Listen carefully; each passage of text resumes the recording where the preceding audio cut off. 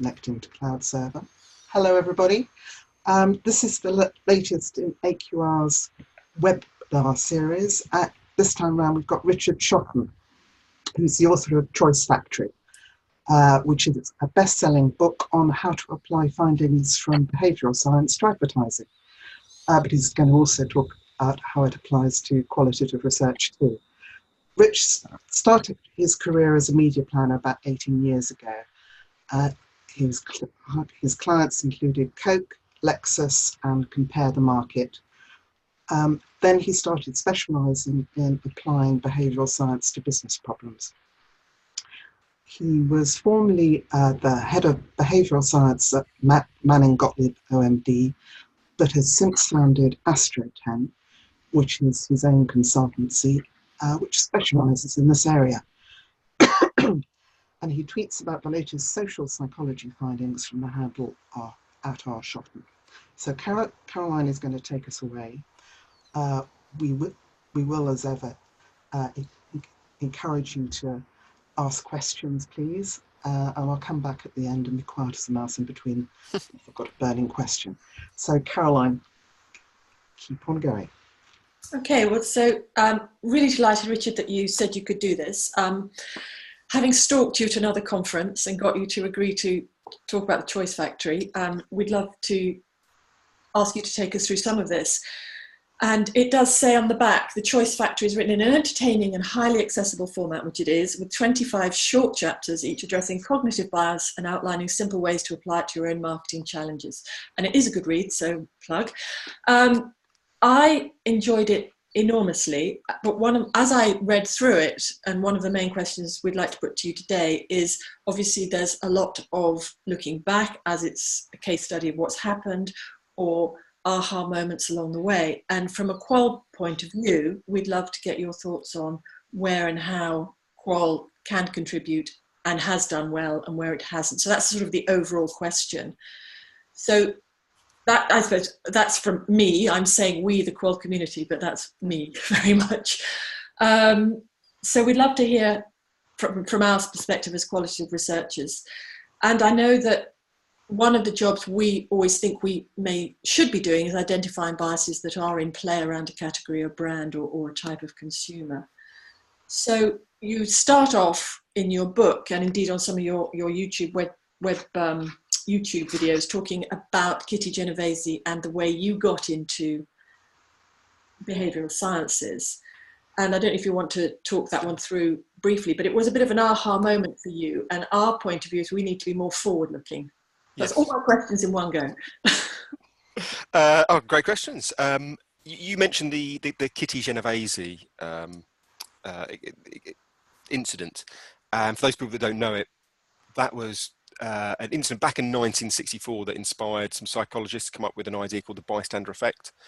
And the reason that was of such interest to me was I read about it when I was working for an agency who was helping the Department of Health and encouraging people to give blood. And it was a complete piece of luck that I read about this experiment, which was all around the bystander effect. That's essentially the idea that the more people you ask for help, to help you in a kind of social way, the less likely any one individual is to come to your aid. So it was a series of experiments done by Latané and Dali back in the 1960s, in which they found people were 2 or 3 times more likely to come to a stranger's aid if they were asked to help when they were on their own, compared to when they were in a group.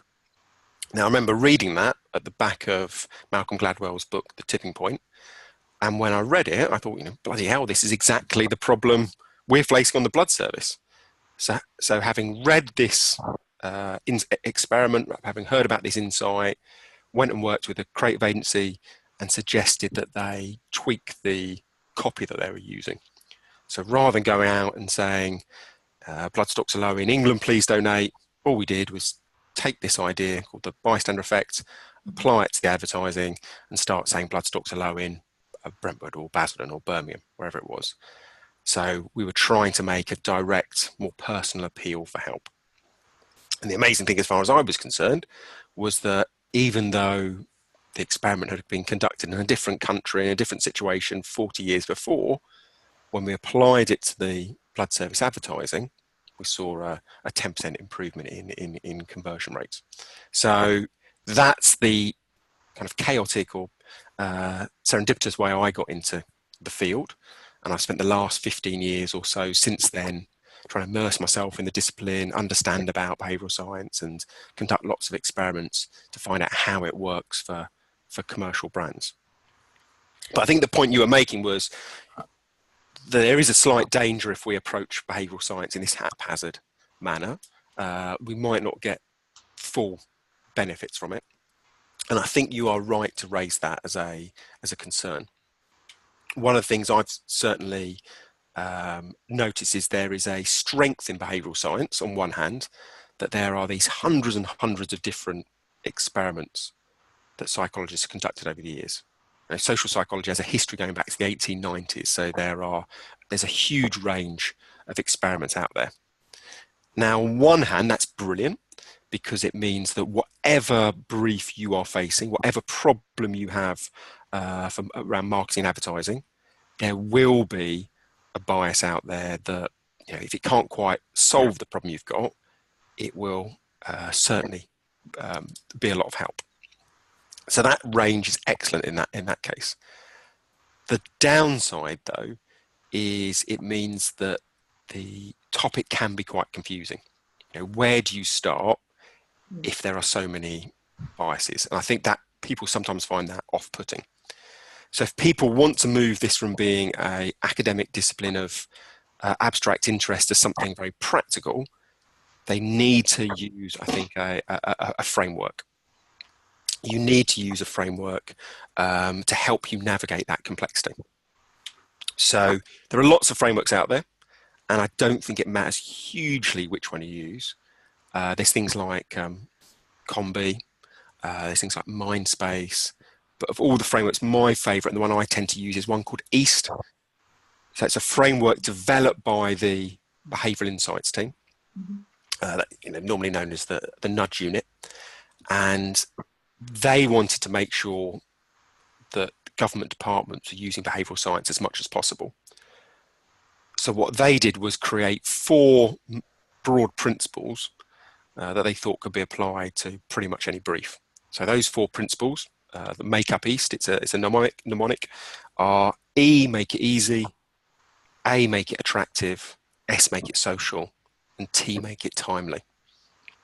And all they mean by that is, in terms of make it easy, they argue, and they draw on work by BJ Fogg, that marketers fixate too much on people's motivations. And yes, that's important, but if you want to change behaviour, you shouldn't just try and change people's motivations. You should try and make the desired behaviour as easy as possible. A is make it attractive, and they argue about, well, how do you attract attention, and why you should use emotions rather than just rational arguments to make the appeal as attractive as possible. S is around nothing to do with social media. It's about making the desired behaviour feel as popular as possible. And T is the idea about timeliness, that the same message can have markedly different effects dependent on when you see it. And I think if you take that framework, you can, any brief that comes in, you can get to a solution much quicker. And is that implying it in the methodology, the line of questioning, how you listen, how you set up? I think these would give you 4. That area is more about how do you understand some of the key motivations, or sorry, not motivations. How do you understand some of the key drivers? Now, if you didn't draw on behavioural science, what you might do is gravitate towards motivation, for example. What behavioural science suggests would be, when you're talking to people or exploring the problems in the markets, you should be looking out for ways to make the desired behaviour as easy as possible. Now, I would have, as a brief comes in, it's those 4 kind of principles that I would start thinking about when trying to solve it. I mean, I think the other way you mentioned, well, how can this apply to qual research? I would argue, one, I think you need a framework, a set of theories about how you think people behave. And that's the bit I've been discussing. That's what I think behavioural science brings. The other part, and I'm sure many great good researchers do this already, is there's a theme running through behavioural science, which is a suspicion towards claim data. So there's a suspicion in two ways. Firstly, an argument that what people say is often as much about how they want to project themselves as much as what's actually the truth. And then secondly, which maybe is more controversial, is the idea that consumers don't know their actual motivations. There's a phrase from Wilson at the University of Virginia. He says, "We are strangers to ourselves." That if someone asks us what motivates us, we're very, very good at quickly coming up with post-rationalizations. Mm-hmm. And we might well believe those, but they're not necessarily the truth. And one experiment that shows that quite nicely, there's a lovely experiment by a guy called Adrian North at the University of Leicester, where he worked with a supermarket, and he persuaded that supermarket to alternate the music that they played in the wine aisle. So one week it'd be, or one time it would be French music, the next time it would be German. And he then looked at the sales, the relative sales of German to French wine. Yeah. And what he found was when the German music was playing, 77% of the wine sold was of German or French wine was French. Sorry, when French music was playing, 77% was French. And when German music was playing, 73% of the French or German wine was German. Now, why I think this is interesting in terms of those confabulations is not necessarily just the finding that these small environmental tweaks can have such a big effect on behaviour. The other reason it's interesting is what he did next. And what North did was, as people were leaving the supermarket, he stopped them and he said, "Why did you buy the particular wine that you did?" And he found that only 2% of people spontaneously mentioned the music. And even when he probed them, 86% deny that the music had any effect at all. So most psychologists would suggest that if you take claim data at face value, it can send you off in the wrong direction, and that people will underestimate these tinier contextual tweaks. One of the things when we were chatting earlier, actually, was extending that claim data, which I think as qualies we obviously are aware of our techniques, which we perhaps don't sell well enough. But you mentioned it in context of new sources of data, that some of this claim data is something you're thinking about as well. Yes, I think what sometimes gets misinterpreted, I think, is almost putting behavioural science at loggerheads with some of the more traditional research or techniques that have been around for a long time in research. Now, what I think is interesting is, yes, there is this big problem with claim data, but researchers worth their salt know that and go to great lengths to get around it. Where I often think there's a bigger problem is with newer sources of data that are often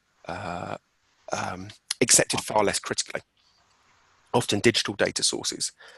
And one of my favourite examples of that comes from, there's a wonderful book called The Hitmakers by Derek Thompson. And in it, he goes and interviews some of the senior Facebook engineers. And they talk about problems they had with the newsfeed.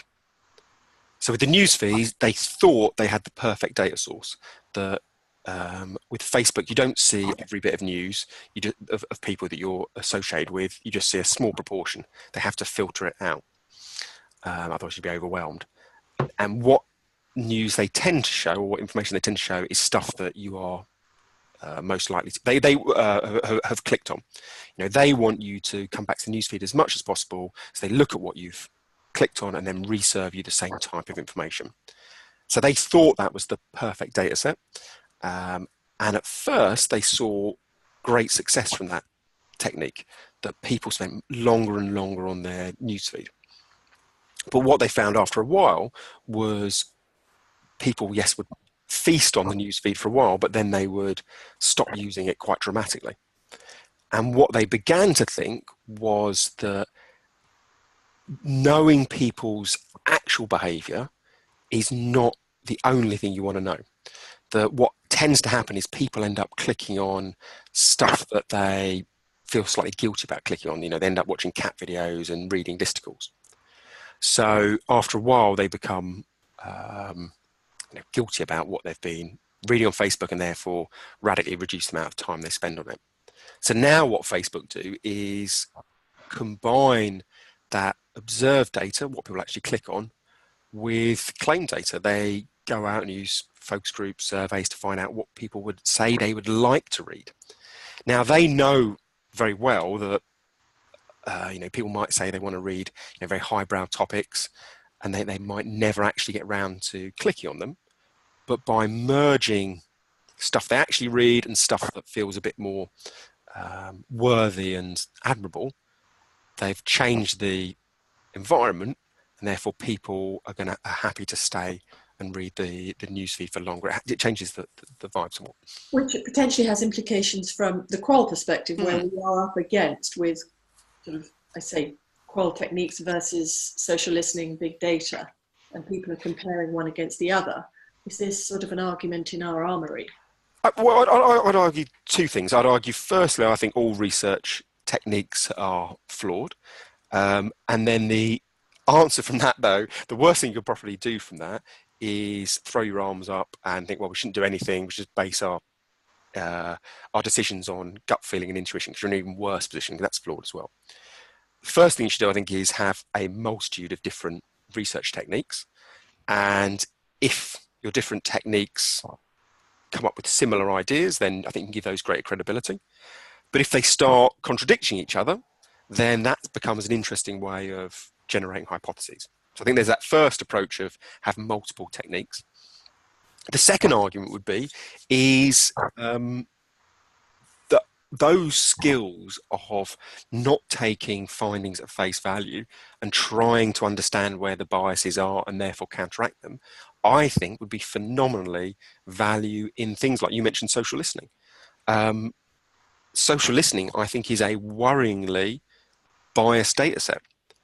The only people who talk about your brands are the tiny minorities who really care about it. The lovers and the haters. If the vast majority of people, the 99% who are indifferent to your toilet paper or brand of baked beans, never comment at all. Now, that doesn't mean social listening is useless, but it means that you've got to interpret it through that lens of we are only seeing a very, very select and unrepresentative group. You can still learn loads from it, but if you don't take it in that manner and I think counterbalance that unrepresentativeness, then it can send you off in the wrong direction. It can make you believe people have strong feelings towards your brand, and that definitely isn't true amongst the vast majority. There are, also we have to look to ourselves to understand our own biases going into. Oh, absolutely. But there are some to come to a couple of chapters in your book that I think are particularly relevant. We've got bias 16, chapter 16, the curse of knowledge.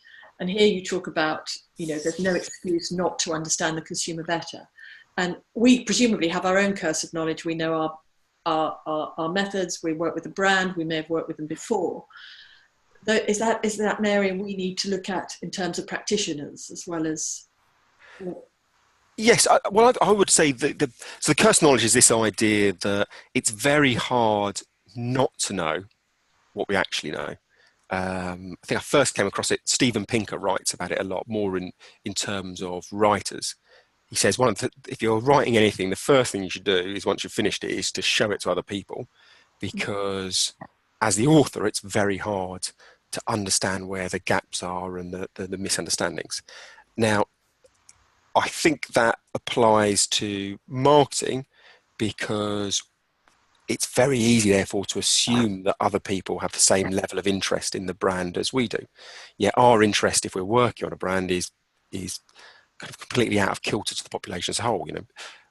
A person working on velvet toilet paper has probably spent more time thinking about toilet paper so far in the 3 hours they've been at work today than a consumer will think about it in their life. Now, I think that ends up with us coming up often with the wrong type of adverts. Because we're interested in the product, we often take for granted noticeability and move straight on to the arguments about why ours is the correct brand. But actually, people are exposed to hundreds, if not thousands of ads a day. Noticeability is one of the biggest tasks that we have to get over. We can't assume that it's been achieved. So I would argue there, sometimes the focus of research is misplaced, in that if we focus too much on the second stage of advertising and not enough on noticeability, we're not putting our efforts in the right place. And one of the things, advertising obviously is where you're coming from. I mean, I think a lot of people feel in Qual that we're doing less creative development than we used to. I'm just wondering, are there examples of creative development out there now that Qual Research is taking part in that really do set the benchmark that you find really useful to sort of build your planning work on, or getting your planning on? Are there good examples you've come across? Yeah, well, the biggest, I think, learning from behavioural science for tweaks to how we research, I would argue, is most social psychologists take quite an indirect approach to their research techniques. They don't ask people directly what influences them. They often will set up two different scenarios, and then they'll keep all variables the same apart from one, and then they'll attribute any difference in the performance of those two scenarios to the change variable. Now, that technique could very easily be applied to a lot of other qual or quant research techniques. So take something like focus group. You could argue that rather than do it in one format, you apply this kind of A-B approach that social psychologists use.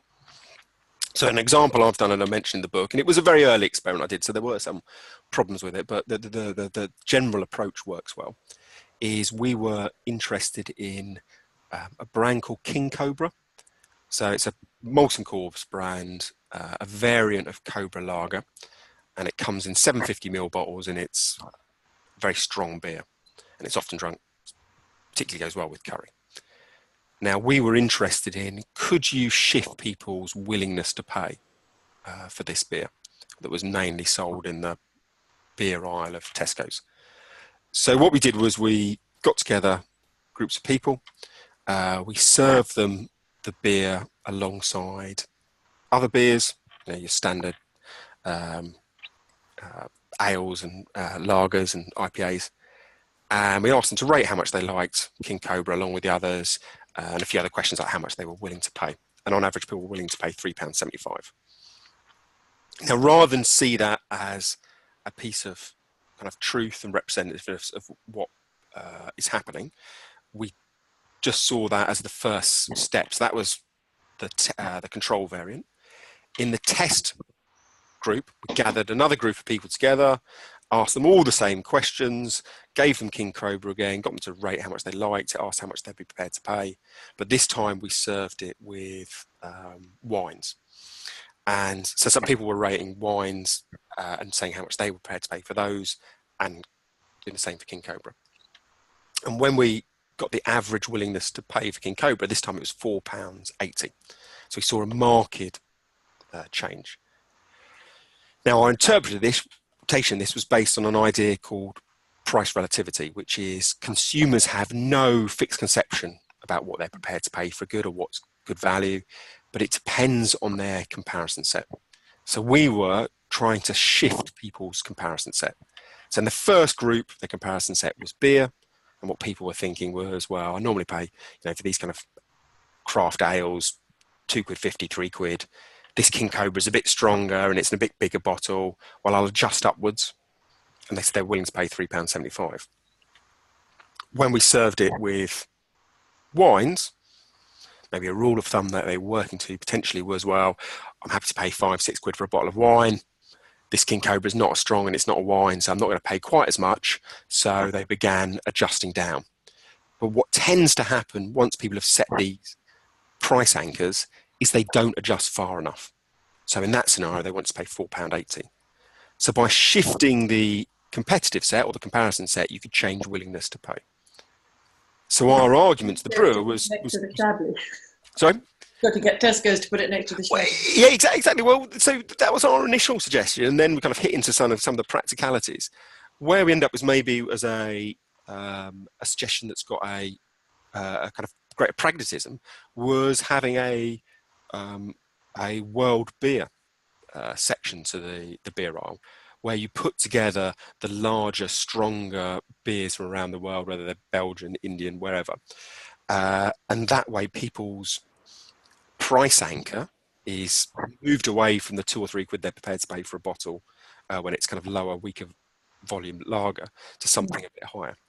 So I think that approach, so, there's a very practical output to that, but it's the approach that I'm interested in, and it's a phenomenally flexible approach of, rather than doing one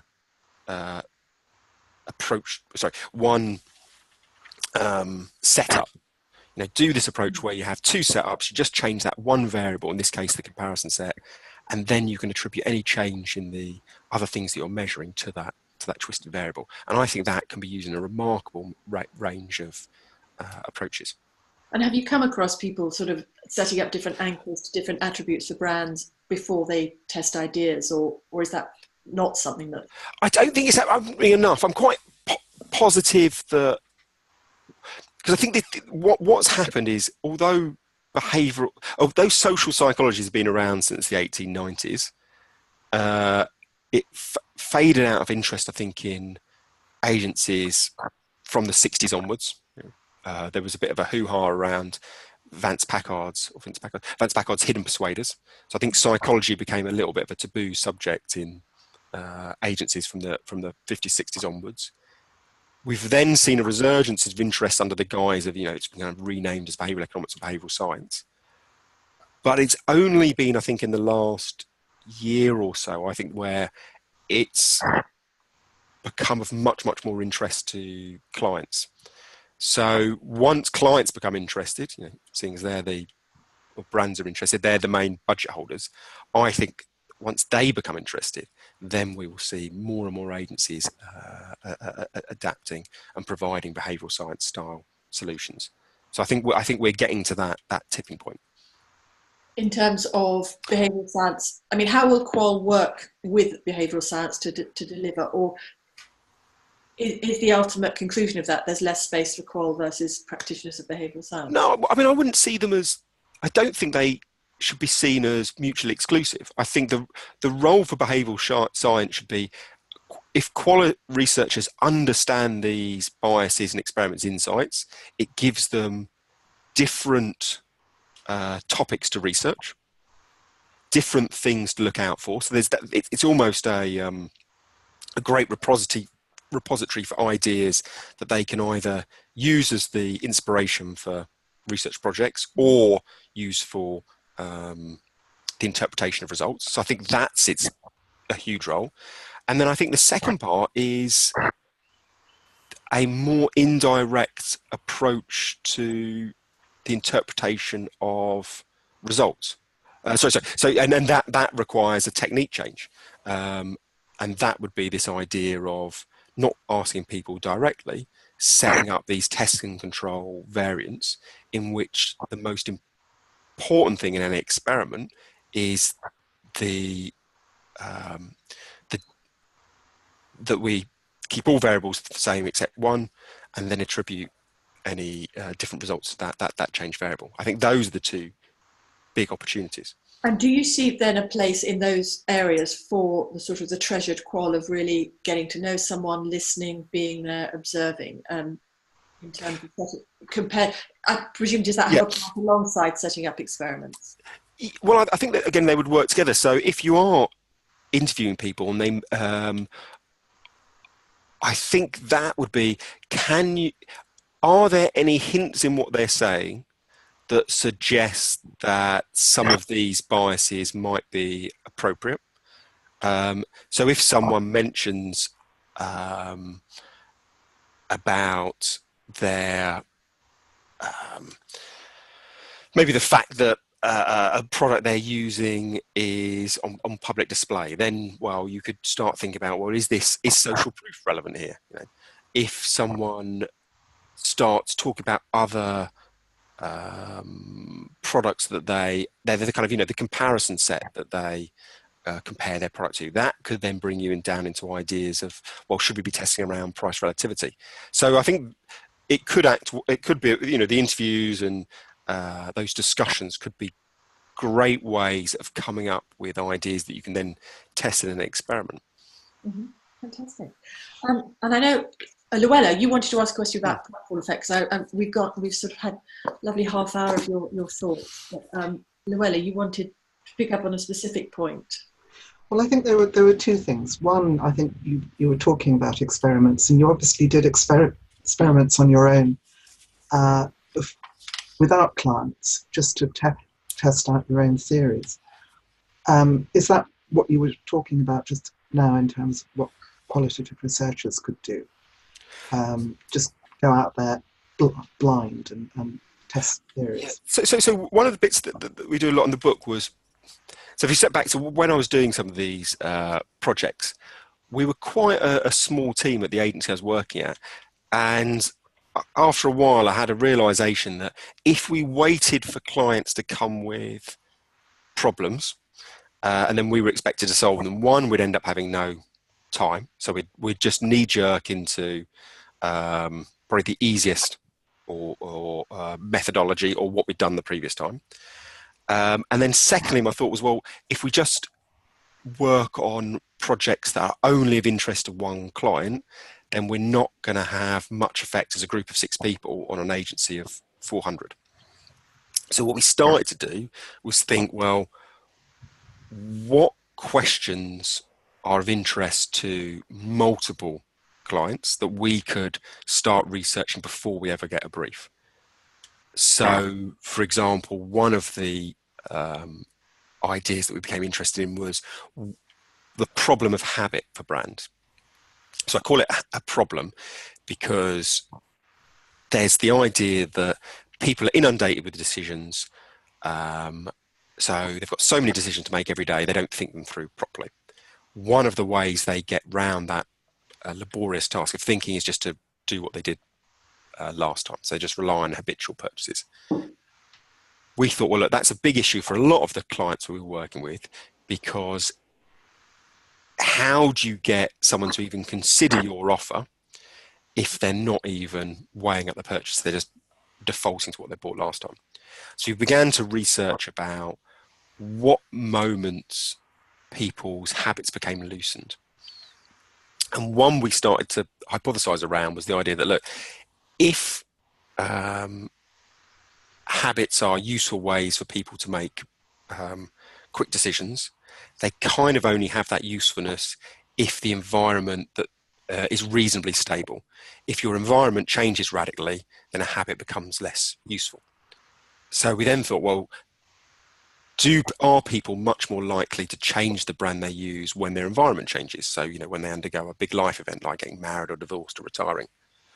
So for that, we set up a very simple experiment. We had 0 budget. So we went and spoke to a media owner that had a nationally representative panel, and we begged 2 questions from their survey. So the first question we asked was, have you undergone any of these life events in the last year? Tick the ones that apply. So people would tick married, divorced, retired, moved house. Then the media owner asked all their questions, and then we put our final question. And we wanted to have that variety of questions in between so we could throw people off the scent. And the final question was, have a look at these product categories. Have you tried a new brand in these product categories in the last few months? So, tick if it's lager, if you tried a new brand, if it was coffee shop, if it was clothes shop. And when we crossed those 2 bits of data, we found that people were between 2 and 3 times more likely to have tried a new brand if they had undergone a life event.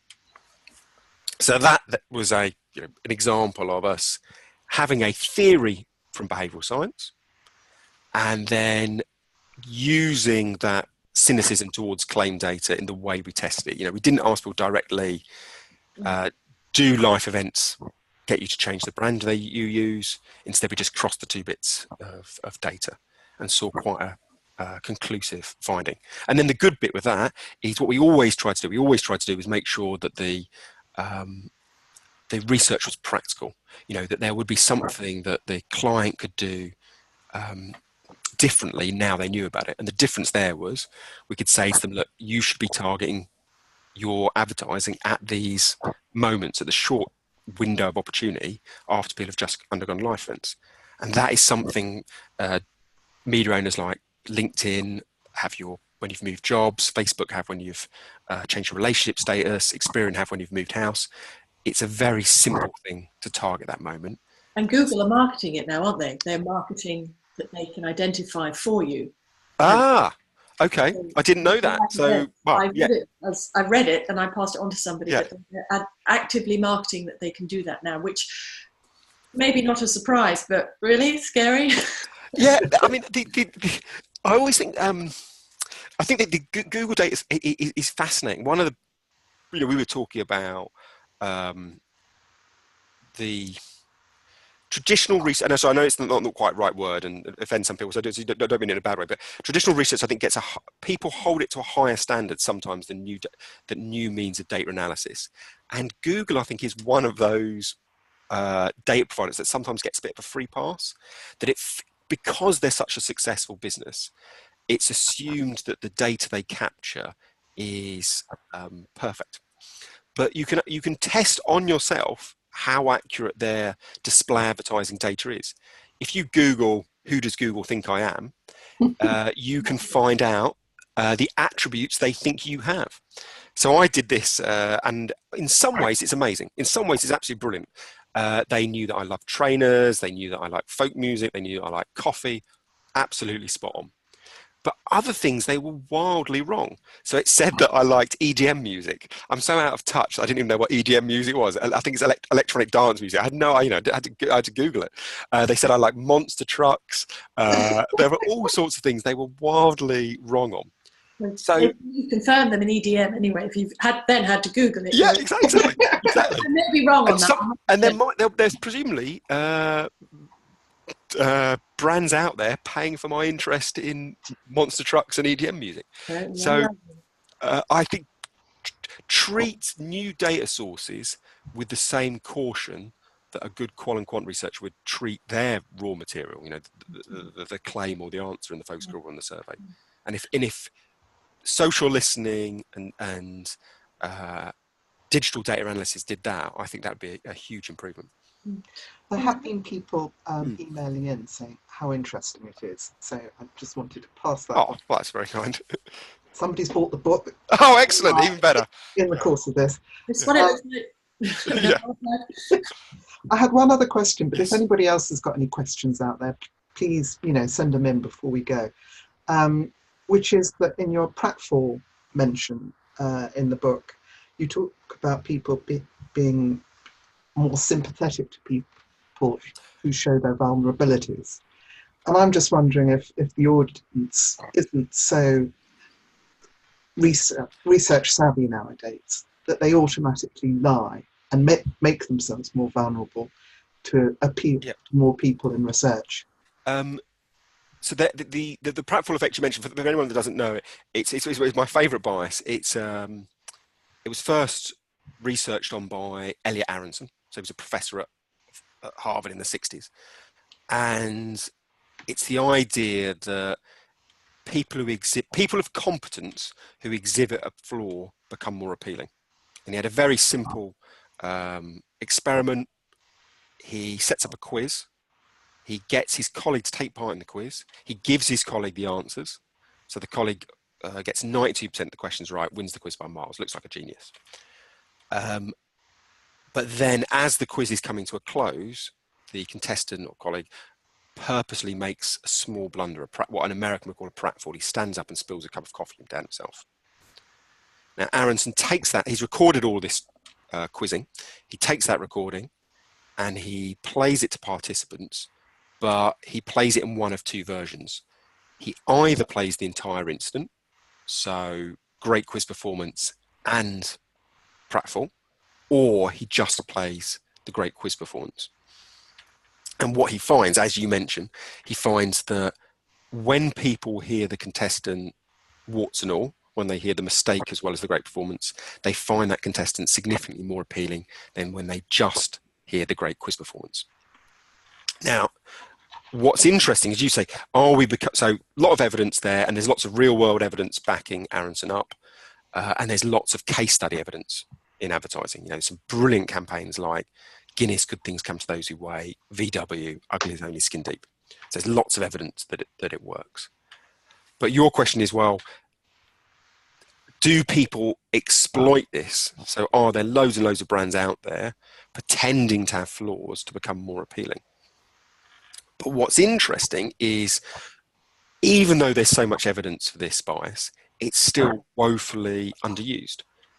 So I looked at a sample of 600 newspaper ads, and I think from memory it was 0.6% of them, even if I was being very generous with the definition of the pratfall effect, only 0.6% harness this bias. So I certainly don't think it's being overused. But what I think is fascinating is, well, why isn't that bias being used if there's all this evidence? And it comes to an idea called the principal agent problem, that there is a divergence of interest between the principal, that is the brand or the shareholders, and the agent, that is the employee, the marketer, or the agency. And what's in what the principal wants, the business, is the best chance of long-term sustainable profitable growth. Now, what the agent wants, the marketer or the agency, is yes, they want that to a degree, but what they also want is safe career progression. And what the pratfall effect does is give you the best chance of profitable growth. It doesn't necessarily give you safe career progression. Because you've deviated from the norm, you as an individual, as a marketer, are probably quite exposed. If you admit a flaw to your brand, then that campaign doesn't do very well. If other people in your organization aren't au fait with behavioral science, they'll think you're an idiot. You went out and said your beer was expensive. You went out and said your Guinness was slow. Well, of course people stop buying it. So you get this fascinating paradox of, it's one of the most powerful biases, but it's massively underused. And if anything, that makes it even more powerful, because if there's one thing we know in advertising, it's that what is distinctive is memorable. So yeah, I think we're, because of that selfish motivations, we're a long way from it being overused. Interesting. Well, I think we've probably come to an end, Caroline and Rich, unless you've got anything else that we need to put out there. You look as though you're about to. Just to thank Richard very much for doing well, thank you. It's a wonderful book, and we hope to have another webinar up in July talking about Rory Sutherland's new book, and so we're trying to have a theme going. So we're really thrilled that you would join us and give us great thoughts and great tips for going forward. And I've just finished Rory's book, Alchemy, and it is fantastic, so he'll be well worth diving into. Great stuff. He will be talking to Nick Southgate in our next webinar, and that's at 10:15 on the 19th of July. Fingers crossed.